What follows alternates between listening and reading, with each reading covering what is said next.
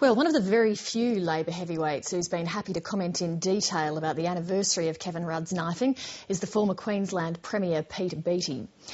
The two have a long association going back to Queensland's Goss government, when Mr Beattie was a backbencher and Mr Rudd a senior public servant.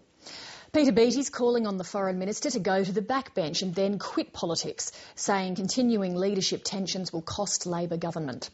Mr Beattie joined me earlier from Washington, where he's attending a biotechnology conference. Peter Beattie, in a newspaper article this week, you've called on Kevin Rudd to move to the backbench and then leave politics. What would that achieve in your view? Clearly, the leadership issue is destabilising for the party. I know it's the first anniversary today. I don't have any pleasure in doing or writing those sorts of things. I'm a life member of the party. I love the party. I want to see good government for Australia and Australians, and that's why I wrote it.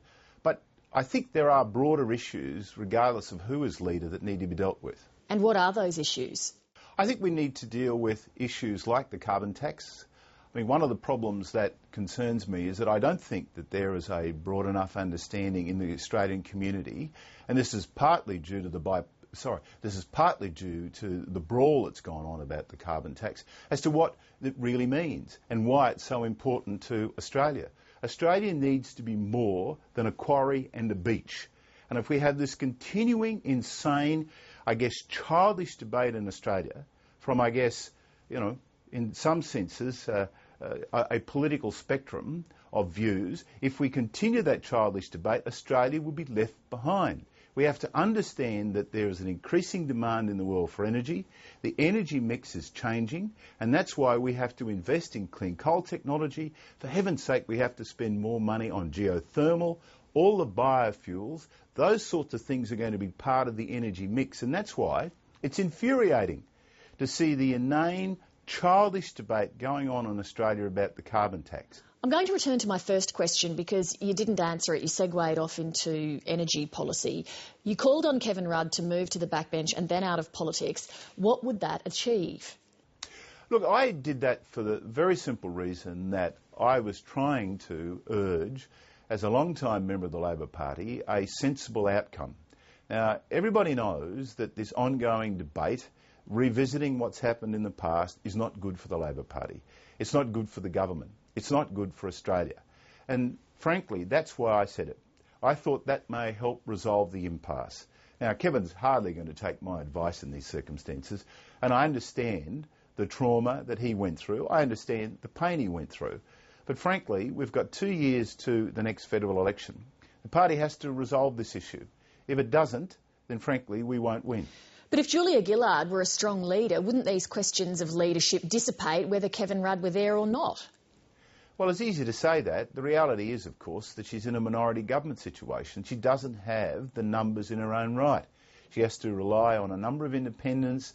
She's in a politically difficult situation where Tony Abbott continually seeks to bring down the government. And I don't believe she's been given as much support in terms of the political position that she's in that she's entitled to, which is why I said what I said on Monday. And I don't apologise for that. Doesn't Kevin Rudd have a right to defend his record as Prime Minister, especially given the way he was removed? Yes, and he did. When he retired as Prime Minister, he did that. And everybody knows that doing it again after 12 months is not helpful to anybody. Look, I understand the pain that Kevin's gone through, but let me say this.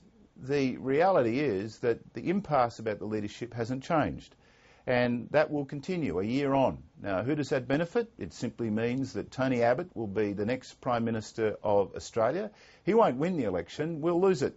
Now, I don't want to see that happen. I want to see the issues, the passion that the Labor Party has to implement reforms in government. I want to see that continue, which is why I wrote what I did in The Australian. Labor's primary vote in the latest Nielsen poll is 27%, the lowest for any federal government in 40 years. Wouldn't a by-election in Kevin Rudd's seat be potentially catastrophic? What I basically said was that he should consider a period on the backbench and then an exit at an appropriate time. That's what I suggested. Timing is of the essence here. You have to remember that there are 2 years to the next election. The carbon tax, the details of that hopefully will be finalised in a relatively short period of time. And I believe that that issue can be turned around if the federal government talks about what is needed in energy, what is going to happen in the world in terms of the energy mix, then I believe that political dynamic can change. There've been reports that you're looking for a Queensland seat in the federal parliament. Is there any truth to that? Yeah, Leigh, I saw those reports. I'm 58 years of age. I think that's a little bit too old to make a political comeback. And as I said, there would be a funeral if that happened. It would be mine. I think my wife would murder me. Look, I have no interest in going back into politics, and I am not interested in anything from the party other than for the party to perform, other than for the party to win. You know, I have children. I want to see the future of Australia in the safest possible hands, and I want to see the future of Australia guaranteed. And I worry that we're failing. We're not doing enough in terms of clean coal. We're trying to destroy the carbon tax argument for cheap political reasons. The future of Australia deserves more than this. That's why I said what I did.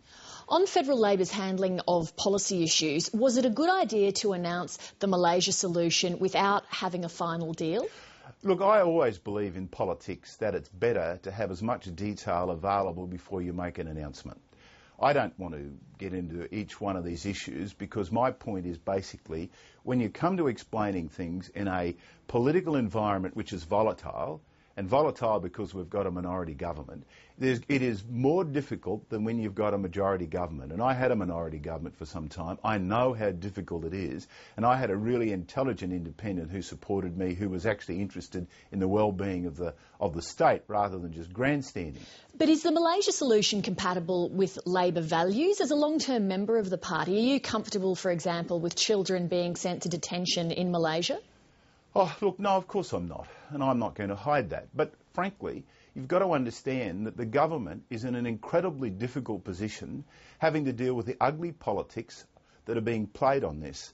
I mean, frankly, if we could get a more bipartisan approach towards these sorts of issues, we'd end up with better solutions. What I'm trying to say to you very simply is this.